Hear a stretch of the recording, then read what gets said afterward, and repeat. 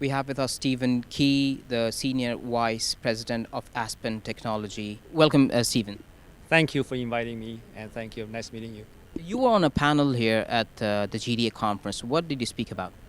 I speak about more about how do we make our customers, industry, companies use our technology better, and we've been talking about digital transformation for a long time, and the opportunities, the technologies, the digital, the AI, the data, big data, cloud, everything. My focus is really about how do we help our industries, our customers use these technologies, apply these technology in the field, so that they actually can reap the benefits, generate the benefits that they deserve. And one of the challenges we have been seeing is they have maybe a lack of resources. I mean, the workforce transition. There's people who are not necessarily always working the same job for long times. Most of millennials probably work on the same job for 4 years, maybe shorter. How do we make that change? How do we help our customers figure out to keep their workforce consistently up to the skills that are required to use the technology, the digital technology? So that's one thing. We'll talk about that. The second thing is, as suppliers of technology, how do we make the technology easier, more intuitive to deploy, to use, simplify the technology, don't make them complex. Don't just work under the hood, on the engine side of it. More think about the cockpit, right? How the drivers feel, how the driver can use its features to deliver the value. Well, that brings me to the question of we have a lot of technology out there. It's like a technological bombardment. Everyone's creating technology. Correct. Is there are the customers even using all of that technology? Not necessarily. That's why we did some studies. We see like some of the customers probably use only 25% of the technology they have purchased. They don't even know, and they don't have a bandwidth to learn, and people are busy, and they don't necessarily get the guidance that from experts to do that. So that's a problem. That's a challenge that we're facing. One of the things we want to do is to make the technology easier so that it's intuitive, very directly feed to them. They say, oh, I got this. I did not know this. That's the AI, what the AI comes to. Like ChatGPT is doing this, right? They say they feed the information to you. You ask a question, they give you a bunch of stuff already. We can do the same thing with our technology. We already built on our technology on top of it. We call it Aspen Virtual Assistant, right? So when you ask a question on our technology, how do I do this? They actually give the whole story. So you don't have to really figure out the knowledge that you have to grab.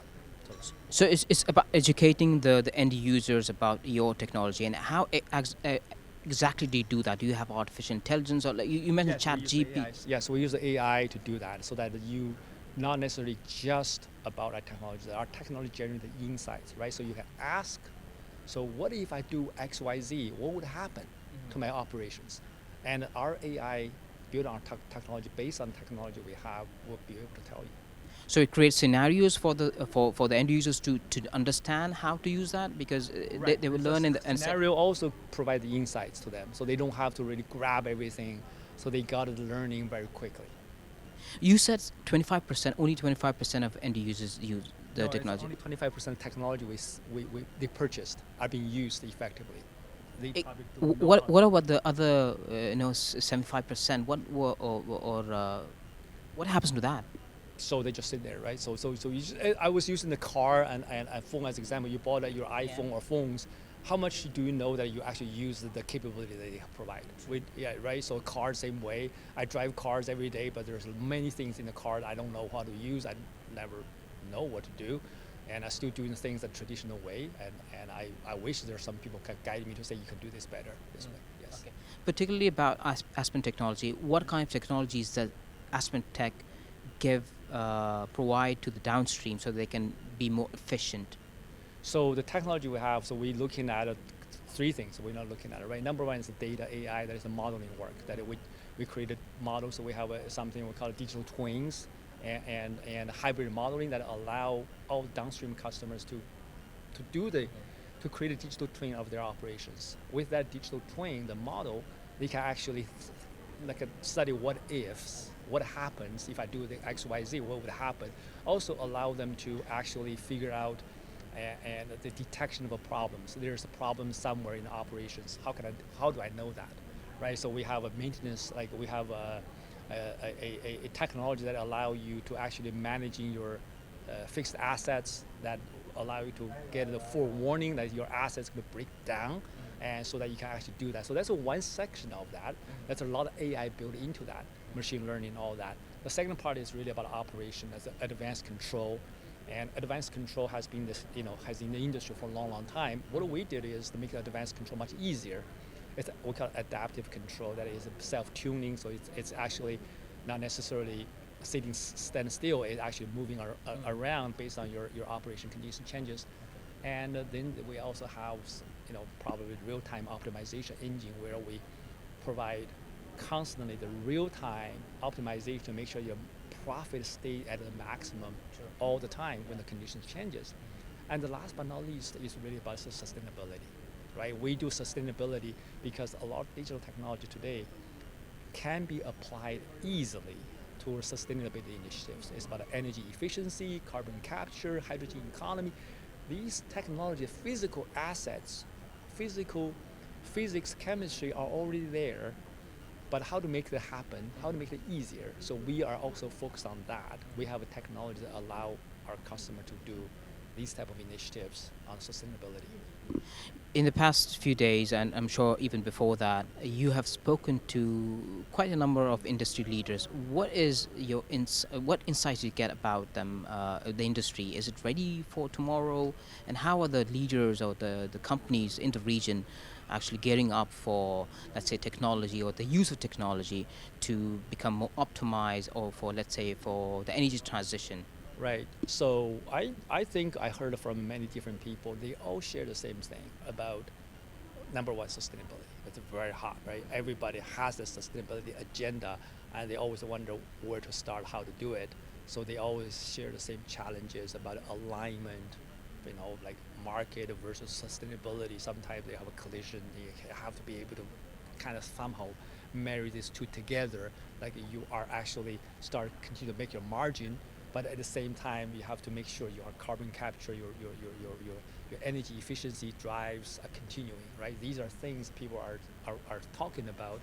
And the second thing is with the business downstream, they're talking about what is the future, what happened when you have sustainability drives. I heard people talking about what will happen to refining industry, what is the future here, right? When they talk about oil to chemicals, so refining is no longer just to provide a fuel, it's also provided raw materials for petrochemical downstream, right? These are our topics, and we heard even today in the panelists they are talking about that, right? Sustainability being one, and of course one of the things also about the competencies, the lack of resources.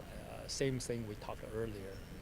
So many technologies out there, but I just don't have a resource to do it.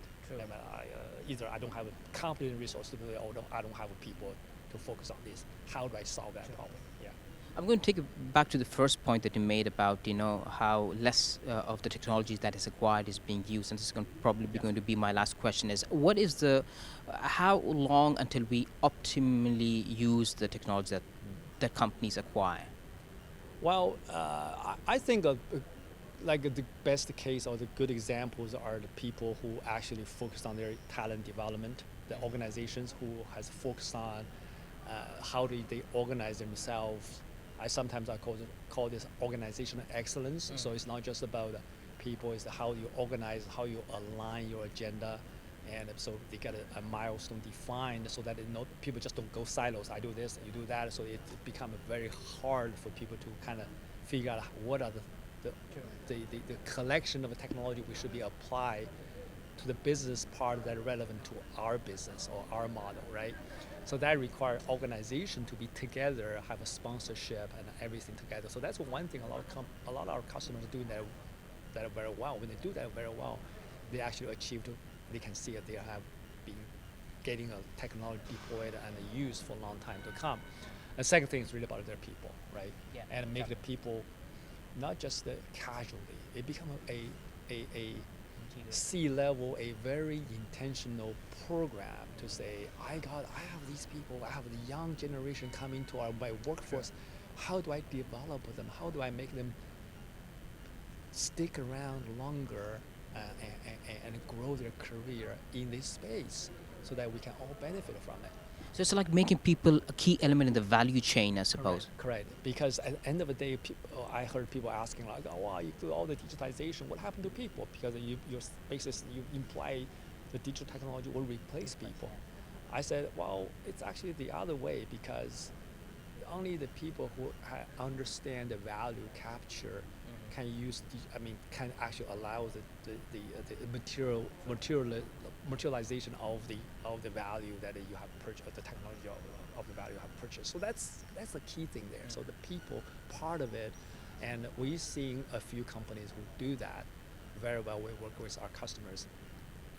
I will tell you this from Thailand standpoint, it's probably within 12 months when we start this journey, we can immediately see the pickup of the technology usage. We can see their growth. People actually start to use their technology at their work, daily work. They actually become creative, innovative, say, oh, I can solve this problem this way, rather than just put out paper and pencil, say, I'll solve this way. No, it's actually, there's tools that can allow them to solve it quicker and better, right? Yeah. Well, Stephen, thank you so much for speaking to OG and Energy magazine. Well, pleasure to have this opportunity to talk with you. Thank you.